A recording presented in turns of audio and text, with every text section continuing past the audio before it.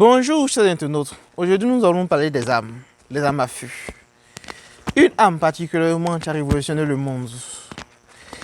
Au cours des années 1947, un soldat de l'Union soviétique, Mikhail Kalachnikov, blessé en guerre, a décidé d'inventer une des armes qui fera toutes les époques. Il s'agit de la Kalachnikov. Aujourd'hui, nous parlerons exactement de l'AK-47 de Mikhail Kalachnikov. Dans ce démo, je vous présenterai le mécanisme des armes à feu. Suivez ce démo.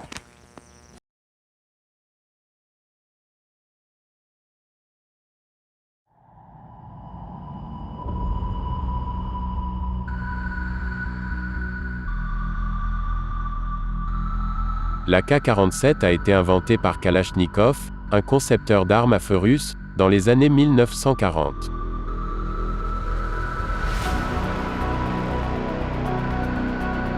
C'est le fusil d'assaut le plus utilisé au monde. Le tireur tire à visée ouverte, à l'aide de la hausse et du guidon.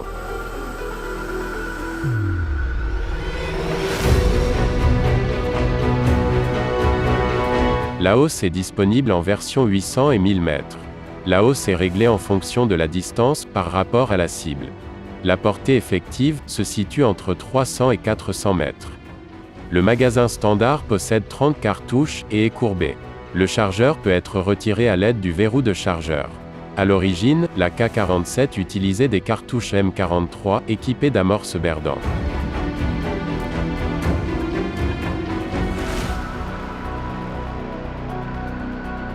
Le levier de sécurité est utilisé pour sécuriser l'arme à feu. Le chargement de l'arme n'est pas possible dans cette position. Le levier permet de choisir entre le mode de tir semi-automatique et tir automatique.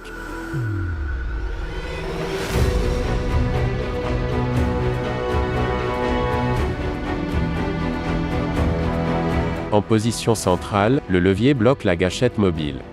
En position haute, la détente et la gâchette mobile sont bloquées. En position basse, la détente et la gâchette mobile peuvent se déplacer librement.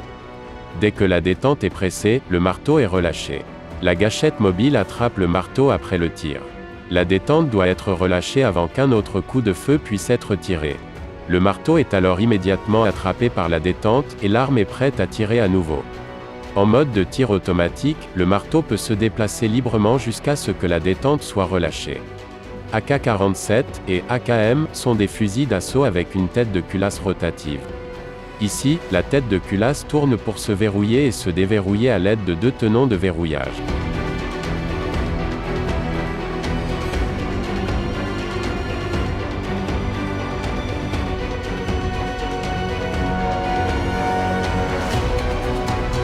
Le percuteur peut glisser d'avant en arrière à l'intérieur de la tête de culasse.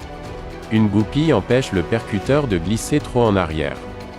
Un raccord relie le canon et la boîte de culasse. Il possède les logements des tenons de verrouillage culasse. Les points de contact sont marqués en rouge.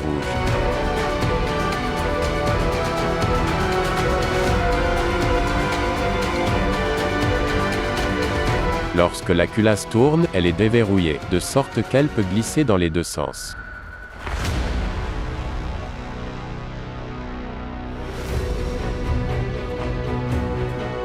La culasse est tournée à travers la rampe hélicoïdale, usinée dans la face inférieure du porte-culasse.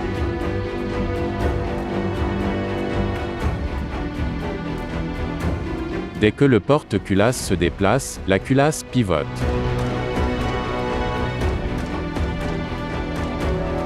Voyons ce qui se passe quand on appuie sur la détente. Le marteau est relâché, ce qui entraîne le percuteur contre l'amorce de la cartouche. La charge propulsive s'enflamme, accélérant la balle.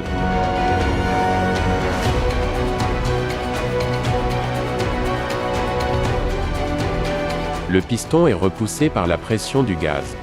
C'est la raison pour laquelle ce type de rechargement est appelé « rechargement par emprunt de gaz ». Jetons-y un autre coup d'œil. Le piston est relié au porte-culasse, de sorte que le porte-culasse est repoussé vers l'arrière, déverrouillant la culasse et la déplaçant vers l'arrière. À l'aide de l'extracteur, la culasse verrouille l'étui et l'éjecte à travers l'éjecteur.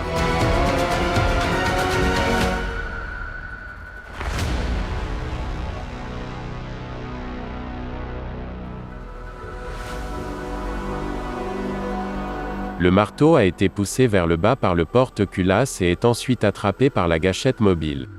Le ressort récupérateur comprimé pousse le porte-culasse vers l'avant. Ceci provoque l'introduction d'une nouvelle cartouche dans la chambre par la culasse.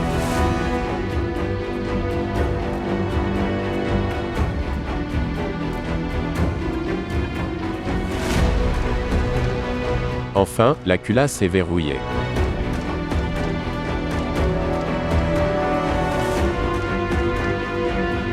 Dès que la détente est relâchée, le fusil est prêt à tirer à nouveau.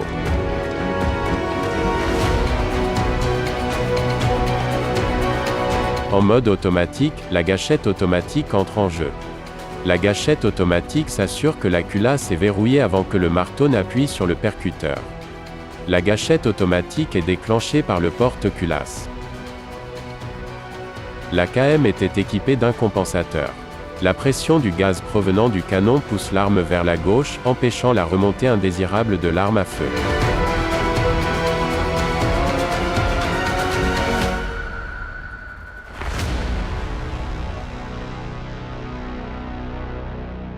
Abonnez-vous dès maintenant, et ne manquez jamais une nouvelle animation.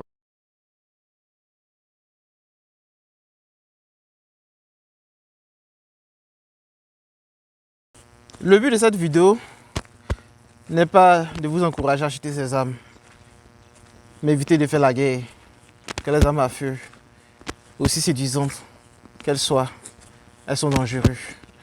La Kalachnikov, à elle tout seul, a occasionné 30 millions de morts dans le monde entier au cours des années 1947 à 2002. N'achetez pas ces armes. Je vous remercie.